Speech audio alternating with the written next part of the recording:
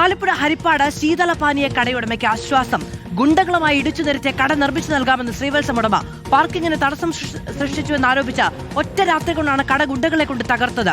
മനീഷ് മഹിവാൽ വിവരങ്ങളുമായി ചേരുകയാണ്. മനീഷ്, ഒരു സമവായം ഉണ്ടായിരിക്കുന്നു എന്നുള്ളതാണ്, പക്ഷേ അതൊരു ക്രൈം കൂടിയാണല്ലോ, സ്വാഭാവികമായും നടപടി ഉണ്ടാകണം.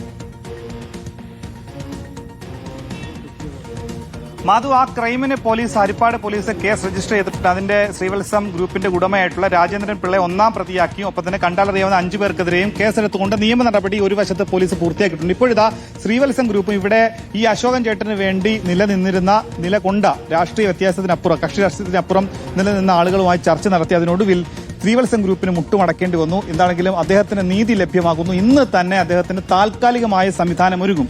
ഒപ്പം തന്നെ അദ്ദേഹത്തിന് ഇപ്പോൾ നില വൈദ്യുതി അവിടേക്ക് ലഭിക്കില്ല. പക്ഷേ ശ്രീവത്സം ഗ്രൂപ്പിൽ അവരുടെ കെട്ടിടത്തിൽ നിന്നും KCBയുടെ വൈദ്യുതി ഇന്ന് തന്നെ ലഭ്യമാക്കും. ഏറ്റവും അടുത്ത ദിവസം പൊളിച്ച കെട്ടിടത്തിന്റെ അതേ സ്ഥലത്ത് തന്നെ മറ്റൊരു കെട്ടിടം നിർമ്മിച്ചു നൽകും. ഇതൊക്കെ രേഖാമൂലം ആലപ്പുഴ ഹരിപ്പാട് പോലീസ് സ്റ്റേഷനിൽ വെച്ച് നടന്ന ചർച്ചയിൽ അത് രേഖാമൂലം എഴുതി തന്നെ നൽകിയിട്ടുണ്ട്.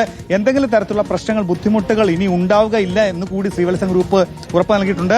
ആഭ്യന്തര വകുപ്പ് മന്ത്രി രമേശ് ചെന്നിത്തല ഈ വിഷയത്തിൽ ഇടപെട്ടു എന്നാണ് നമുക്കറിയാൻ കഴിയുന്നത്. എന്താണെങ്കിലും ഇനി ചേട്ടാ നീതി ലഭ്യമായി അല്ലേ? അതായത് ചേട്ടൻ വലിയൊരു പ്രതിസന്ധിയിലായിരുന്നു, കട പൊളിച്ചു, എന്ത് ചെയ്യും എന്നറിയാത്തൊരവസ്ഥയിലായിരുന്നു അല്ലേ? പെട്ടെന്ന് നമ്മളെ രാവിലെ തൊട്ട് ആരും ഇല്ല, വന്നില്ല. ഇത് കുറച്ച് കഴിഞ്ഞപ്പോഴത്തേക്ക് ആൾക്കാർ വന്ന് അറിഞ്ഞ് കണ്ട് എല്ലാം വന്നപ്പോൾ എല്ലാവരും 4 മണിക്കൊന്നും വന്നു. സന്ധ്യ ആയപ്പോഴത്തേക്ക് ഭയങ്കര പ്രശ്നമായി. അവരുമായിട്ട് ചർച്ചയായി. അവരുടെ കടയൊക്കെ അടയ്ക്കുക, നിങ്ങൾ കച്ചവടം കഴിക്കുക, വൃത്തിൻ്റെ മണ്ണ് വാരിയിട്ട്, കഞ്ഞിയും മണ്ണ് വാരിയിട്ട് നിങ്ങൾ അടയ്ക്കണം, കച്ചവടം ചെയ്യേണ്ടെന്നൊക്കെ പറഞ്ഞ് വലിയ പ്രശ്നമൊക്കെ ഉണ്ടായി. ഇപ്പൊ ആശ്വാസമായി. ഞാൻ മാത്രമേ ഉള്ളൂ ഇപ്പം. വരുമാന മാർഗം നിലച്ചു. ഇപ്പൊ എന്താണെങ്കിലും അത് ഒരു ശരിയാക്കി തരാന്ന് പറയുന്നുണ്ടല്ലേ? തരാന്ന് പറഞ്ഞിട്ടുണ്ട്. മുനിസിപ്പാലിറ്റിയെ കുറിച്ച് വേണ്ടി പ്രയത്നിച്ച ഒരുപാട് ആളുകളുണ്ട്. അതായത് ഇവിടെ ഡിവൈഎഫ്ഐയുടെ, യൂത്ത് കോൺഗ്രസിന്റെയും കോൺഗ്രസിന്റെയും അടക്കം നിരവധി പ്രവർത്തകർ ഇവിടെ എത്തിയാണ് ഇദ്ദേഹത്തിന്റെ നീതി ഉറപ്പാക്കിയിട്ടുള്ളത്. എന്താണെങ്കിൽ ഈ ചർച്ചയിൽ അവർ ഇത്തരം കാര്യങ്ങൾ ഉറപ്പ് നൽകിയിട്ടുണ്ടല്ലേ? തീർച്ചയായിട്ടും ചർച്ചയിൽ പങ്കെടുത്ത നമ്മുടെ മുനിസിപ്പൽ വൈസ് ചെയർമാൻ ഉണ്ട്. അപ്പോൾ ഈ കൃത്യമായി നമ്മൾ ഉന്നയിച്ച ആവശ്യങ്ങളെല്ലാം അവർ അംഗീകരിച്ചിട്ടുണ്ട്. ആ ആവശ്യം കൃത്യമായി ഇന്ന് എഗ്രിമെന്റ് വെക്കുമെന്ന് പറഞ്ഞിട്ടുണ്ട്. അത് നടപ്പാക്കുന്നിടം വരെ അശോകൻ ചേട്ടനോടൊപ്പം ഈ നാട് ഒന്നായി കൊണ്ടാകും. കക്ഷി രാഷ്ട്രീയ ഭേദമന്യേ ഈ നാട് കൃത്യമായും അശോകൻ ചേട്ടനൊപ്പം തന്നെയുണ്ട്. അതാണ് ഇപ്പോൾ ഈ ഹരിപ്പാട് നിങ്ങൾക്ക് തന്നെ കാണാൻ കഴിയും.